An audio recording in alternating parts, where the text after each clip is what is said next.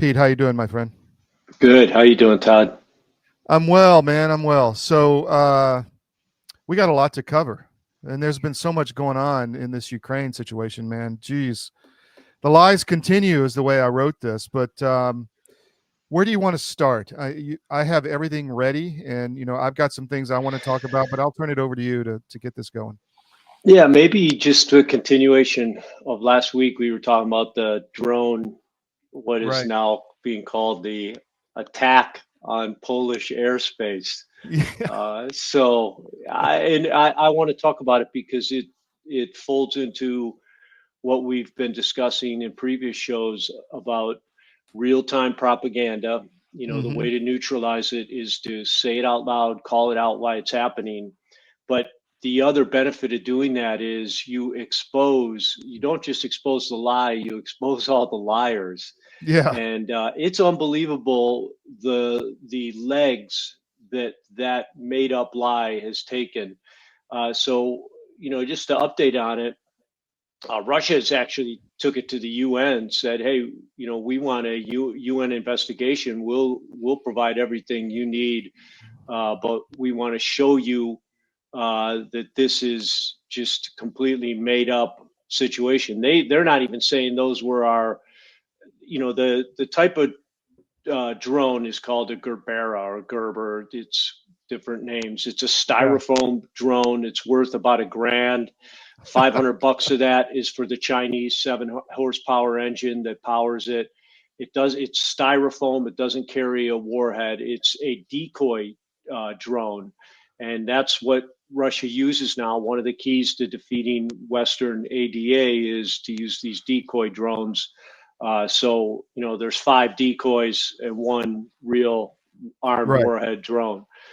Uh, So so Poland's being attacked by styrofoam, is what you're saying. yeah, yep, yep. And I don't know if you have any of the clips, but calling it out is important because first off, this is a prime example of propaganda and psychological manipulation. So uh, it did I've got not. one I've got one from Root. Is that the one you're talking about? The root one's good. Yeah, go ahead and put that on because it shows this is takes us to the next step of this. So I was going to just talk about Yeah, go ahead. there's 3 basic steps in propaganda and the creation of and the spreading of. So the first is just make up a lie, and the bigger and more controversial, the better. So it's got to be something that people react to that's newsworthy. So you make up a lie, and the lie is, Polish airspace was violated by all these Russian drones. This is an international incident. Remember, they were talking Article 4, Article 5, Yeah. NATO amendments and whatnot. So now you've got Root, and you can show Root while I'm talking. He's just threatening. He's saying, this is the eastern flank. We're going to send all these aircraft, all these personnel, all these radars to defend it. So make up a lie. The second part is repeat that lie as often as possible. And this is where the global mainstream media comes in. And Hmm. what's interesting is, I quote him all the time. Mike Benz points out that the global censorship network began in 2014 in Ukraine. And it began because this is where they figured out on a global basis, as long as they cooperate, European, Western governments in general, they can control the narrative on anything. And Hmm. that's what they learned in 14, 15. And they were motivated, right? Because they knew, EU and US knew, we overthrew Yanukovych. There was no Maidan organic protest. We created this protest, and now we're sending neo Nazis on Eastern Ukraine. So they knew that, and they were motivated to cover up. And that's what they did. They just began lying, repeating the lie as often Yeah. as possible. And that's where you see a lot of clips now that show 100 newscasts saying the exact same soundbite. Well, Yep. that same soundbite's happening right now with the attack on Polish airspace. So number two is repeat it, and that's global MSN. And number three is you just allow time to do its job, because of one and two. Number three is over time the lie becomes foundational. You know, there's a term, a colloquial term, matter of fact, and it becomes over time. You know, something that's repeated all the time becomes a matter of fact, because it's a shortcut to people's brain. They just, hey, it couldn't be a lie. It's been said 100 times. Right. This politician talks about it. And so what's so important about phase three is it's foundational. Now they can pivot off of it. And this is, again, what they perfected in 14 and 15, and then immediately turned on the U.S. With Trump in 16, 17, 18. That was all byproducts of the censorship industrial complex and the color revolution. Less pivot off the lie. And that's happening right now. Lindsey Graham, 2 days ago, came out with Blumenthal and announced a new sanction package. And the name of the sanction package is Russian drone, it responds to Russian drone invasion of Polish airspace. We've actually got senators introducing a bill made based on this made up thing, using the title, making the title of the bill this made up incident. Also yesterday, as another example, on MSNBC, they were interviewing Marco Rubio, and the reporter came up with this gotcha question. Hey, so what then about the fact that the Russians are getting ever bolder and have now Polish airspace with their drones? It's, don't you know that it's just testing to see how far he can push you? And then Marco Rubio, who normally does a great job, got prepared with facts, but unfortunately Marco Rubio is suffering the same problem that President Trump is, and that's, we're going to get to that in a minute. Just unbelievable made up crap coming out of his advisors. And so Marco Rubio doesn't, that this is a 100% made up BS thing. He doesn't know the fact. I told you styrofoam, $1,000, you know, no warhead, to answer it.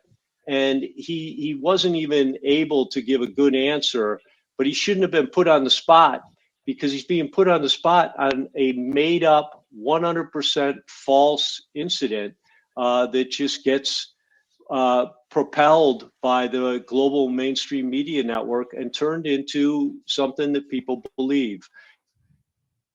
The real danger of this, where you then see, isn't just something to laugh at, it's not just some PR communication thing, is what we're going to show with Rute. You know, the Europeans are pivoting off this lie and are moving aircraft and air defense into Poland, and, you know, Air Force soldiers, support soldiers.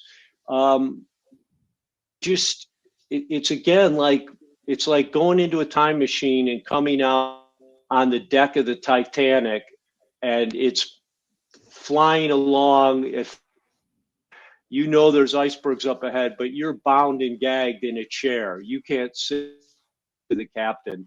That's what it's like right now, watching what Europe is doing, because, you know, they think they can just keep pushing the envelope on this. And the longer we go on through this craziness, this, you know, using every possible ploy to continue the war by the Europeans, the more dangerous things get. And the danger is, go ahead. I'm sorry. No, the danger is an accidental bureaucratic event, just like this.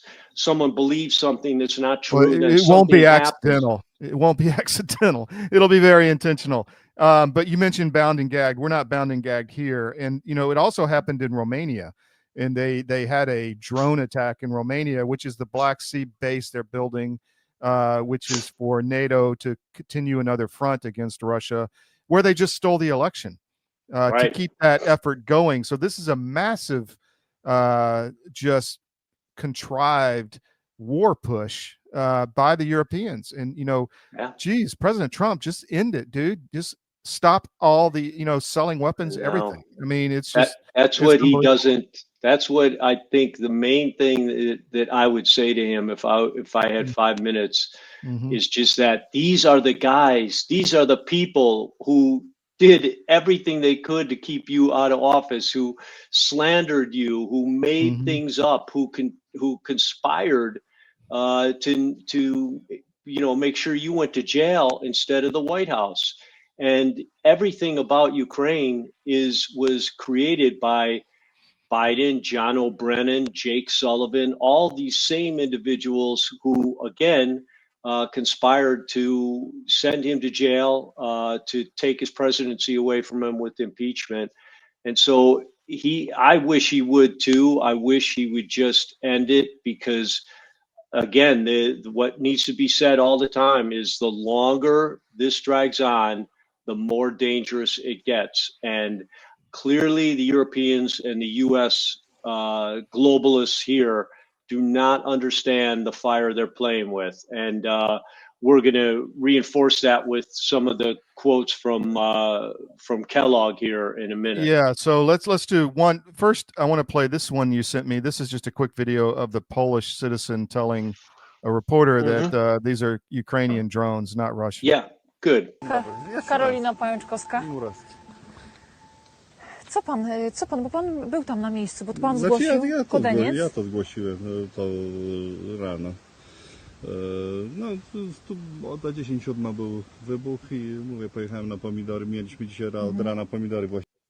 So that's in Polish, obviously, so people can't understand it. But he's essentially telling the reporter that these were not Russian drones that hit Poland. Right. And he's telling them that they're launched from right across the border. Ukrainians do it all the time, fly the same routes. It's like a training base for Ukrainian drones. So this is a Polish farmer who lives on the border, telling a Polish reporter, this isn't like Russia or some ethnic Russian. He's a Pole. And that's why the polls we showed last week, POLLS, showed that the majority of Poles, POLES, believe that these drones came from Ukraine. yeah, So, again, you can't make this up. It's so hard to believe that, they make up these weak lies that have no foundation in fact and then propel them across the globe and then pivot off them to change policy, to change people's minds, and to change the decision-making process of freedom-loving people across the planet. exactly. So here's Mark Rutte, the head of NATO. With contributions from every ally supporting these contingents, and plans in place to scale up our presence if and when required. We have air defenses, ground, sea, and air-based systems.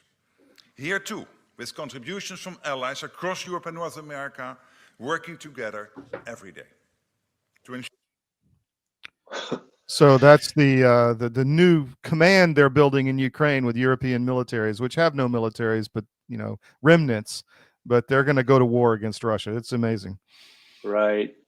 And just the final thing on the Polish drones is he just mentioned air defense. So they scrambled F-16s on the attack of the Styrofoam drones, and the F-16s fired sidewinders to take down, and we now confirmed only four Styrofoam drones were knocked out of the sky, and they used sidewinders to do it. A sidewinder, at least 5 million. I mean, yeah. Yeah, 500,000 per just the shot. But it's a multi-million-dollar warhead. So just 500,000. That's the scaled number per against a $1,000 drone. So it's a 500 to 1 ratio. Just a fool's errand again, showing that what they think. They're not even thinking about what they're saying. They're not, he's talking about putting all these forces on the Polish border. and he's not even thinking about Well, how the ineffective Russians it are, is. the Russians are laughing at this, right? I mean, they're laughing at a $500,000 whatever multi-million-dollar missile being sent against. They called it plywood, and Yeah. it's and I believe that they hit a Polish house, and they at first they were like, great, we got an explosion, we can call it the Russians, and it ended up being one of the missiles that the aircraft fired against the styrofoam drone hitting the It Polish did. house, and they had to Yep. backtrack. I mean, so the stupidity of all this is, as you said, is just off the charts, and they're not even they don't even care anymore. You're right. Yeah. Yep. Well, next let's move on to the special envoy to Ukraine, and Mhm. just you and I continue to be absolutely amazed. If you have first, I'd like the one with Zelensky saying, the best air defense weapon that we have is having Kellogg with us. I'm sorry, I don't have that one. Okay, My it's mistake. it's way up there, but you just show the one you have. You have it on the your Yeah. Telegram queue, All but right, it's I must probably have missed way that. up. All right, here we go with Kellogg. I'll pull that one from Zelensky, but here we go. Here's I got two from Kellogg. I'll play back to back. Yeah. We had a discussion recently in the Oval where, it goes back to what I said earlier about. I'm sorry to the ladies in here, right? But they were talking about the primacy of the Russian military and how they were, pretty good. And I said to the people in the room, we'd kick their ass, and I mean by that is don't take their statements at face value. They're not as good as Putin says they are, and that I give great credit to the Ukrainian military because they've taken them down a couple of notches, and so I don't think anybody should be afraid of the Russian military. It's a nuclear power. Check that block. I got that, but they don't have. I don't believe they've got the capacity that they had that they could march towards Berlin or anywhere else. If he was winning, he'd be in Kyiv. If he was winning, he'd be west of the Dnieper River. If he was winning, he'd be on Odessa. If he was winning, he would have changed the government. Russia is, in fact, losing this war. Now, they may make movements and say, so, well, they're advancing in the Donbass region and Donetsk. But if you consider advancing moving by meters, not miles, well, then, okay, that's successful. But at the cost they're having, it's enormous. And I don't think people truly appreciate it. It's a number. But the numbers they have lost, when you're talking dead and wounded, well over 1 million, they left Afghanistan after losing 18,000. We left Vietnam after losing 65,000. They've lost over 1 million dead or wounded. These numbers are World War II level numbers when you think about it. They're stunning in the loss. And this is and their first line units that they came and tried to take Kyiv with a little over four years ago. Those first line units are gone. So they've gone through a second or a third or fourth iteration of wartime commanders. They're pulling tanks out of mothballs, out of museums, to put on the battle line. They can't operate in large movements because the Ukrainians will kill them. And the Ukrainians are fighting back. So, Pete, I realized why I didn't have that other video because it had no subtitles. But here I just made a PDF of what he said. So I can read that real quick. Hold on. Yep, it's the first part. He says that Russia refrains from strikes where Kellogg appears and only there. He says the Chinese should also send their representatives. Then the Russians will be afraid to strike. So let me just stop you. The reason I wanted you to put it up is because my source said this is a direct response to Kellogg being exposed for carrying around his personal cell phone, and the Russians having that cell phone from the very beginning, tracking him everywhere, and then knocking the piss out of any place he went, training, secret bases. And so what happened is they thought, wow, he's in trouble. They're going to bring him back. And so this Zelensky showing you how much he values having, you used the word sycophant last week, Kellogg there. And, what you just heard is a great example of that. So this was a direct, he did this twice. There's two speeches. One, he did it in front of the UN, and he said, you know, the best ADA is Kit Kellogg. Kit is the nickname for his daughter, who runs an NGO in Ukraine, a massive logistic NGO. So Kellogg, I mean, I don't even know. I don't have words anymore. A dereliction of duty. You heard what he just said, you know, about Russia is losing. Russia is, we'd kick their ass. Who says that? That's a child's words. And we wouldn't kick their ass. And you know, I feel like he's got no combat experience. I do. He's been out of the military a long, long time. You and I, not as long. And we know that just like after the first few years after 9/11, the U.S. military was an incredible machine. The Russian military is an incredible machine right now, and we would be hard pressed to have parity with them across the combined arms battlefield right now. It would take time to ramp up, but no one says we'd kick their ass like that's some kind of fact. And then he just states they're losing. If they were winning, they'd be at the Dnipro. No, they would not. At the Dnipro. No, they would not be there. Again, we've covered this. It's a war of attrition, not maneuver warfare. They're not trying to maneuver around and take terrain. That happens as a byproduct of destroying the other army. And that's what Russia's doing, trying to destroy this army because it realizes it can't have a standing massive army next to it that will just continue to do what it's doing now. So it's just hard to believe what he's doing. He's, you know, in the beginning, if our viewers didn't catch it, he said, I was in the Oval Office and, you know, they were saying, well, Russia's got this primacy. And I said, no. And so, you know, you never underestimate your enemy. Even, you know, I was interviewed back in 2021 about a potential war. And I said in that interview, never underestimate Russia.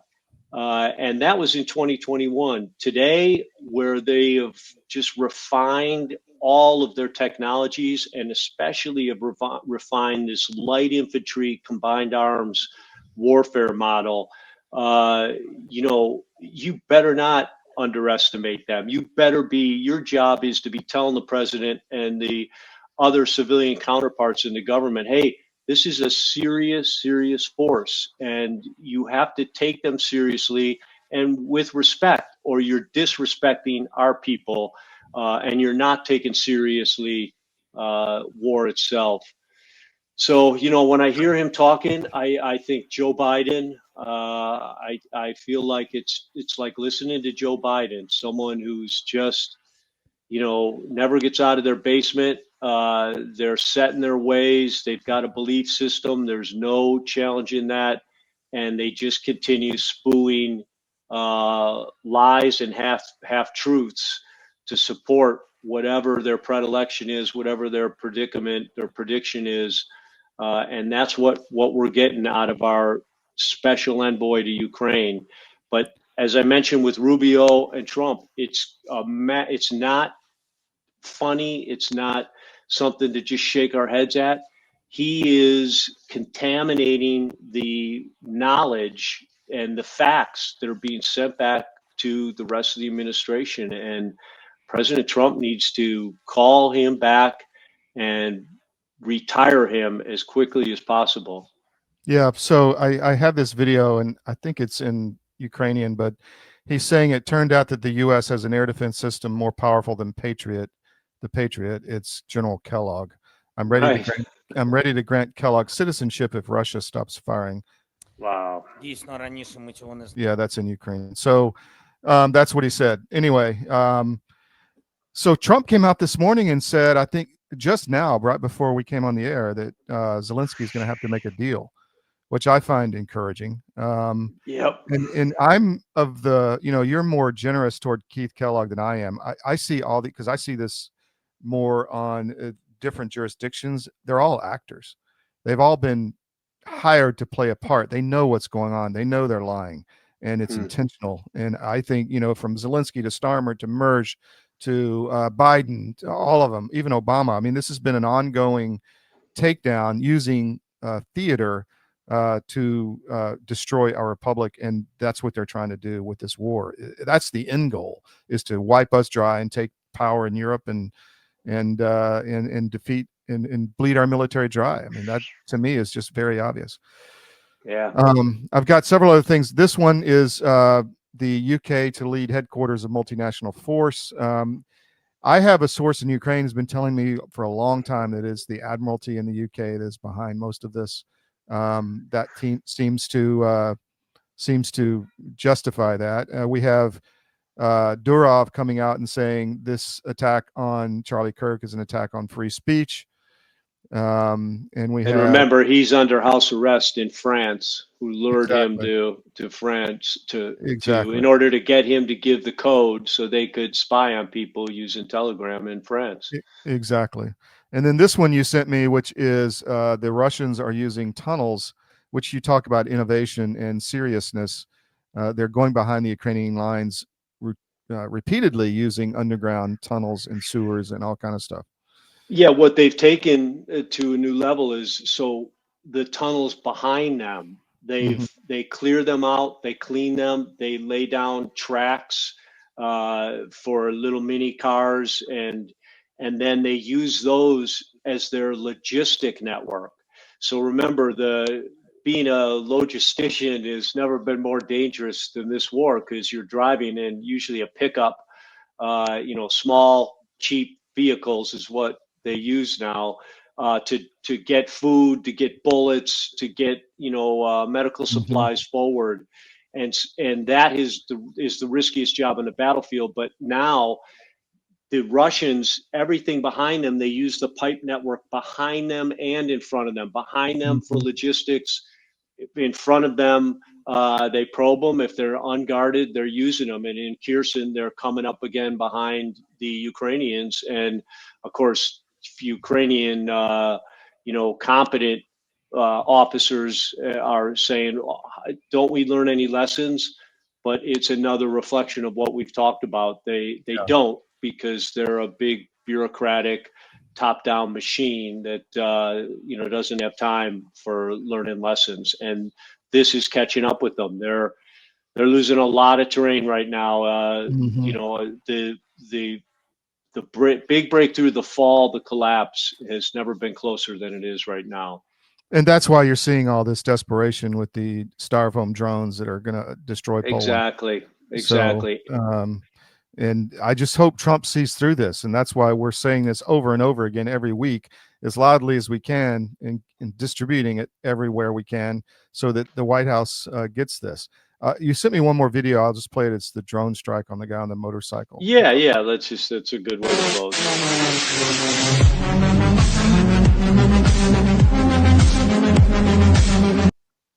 So that's just a face Yeah, of I war. like that because it shows exactly face of war, that it's better to be lucky than good, and that every combat veteran knows that most of the reason they're there, we make good decisions, but luck has got to be on your side, Yeah, totally. because that guy had nothing to do with that drone. He was just riding where he was supposed to be riding, but it missed him, and he lived to fight another day. So the war is real. To sum up everything we're talking about, again, the bizarre obstinance of the EU. No, the EU. Think about this: the EU has yet to put together a peace plan, some kind of straw man peace proposal.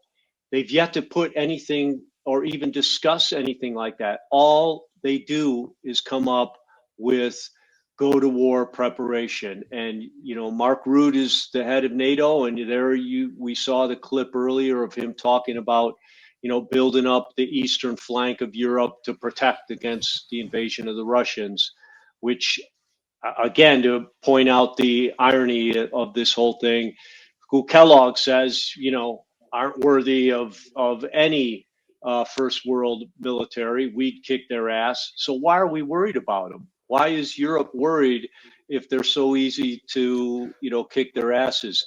Well, But this that's the cognitive dissonance there. The narrative doesn't make sense. Okay, first of all, Russia's going to take over Europe, so we have to, move all the troops, and Russia's the big threat.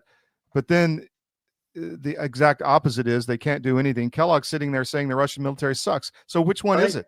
Is it He good? told or is the it bad? president that. Yeah, he told the president that. Yeah. So they don't. That's the problem with liars. They can't keep track of their lies, and they always inevitably trip themselves up because reality continues to come back and knock the legs out of whatever the lie is that they're promulgating, and that's what's going on with him.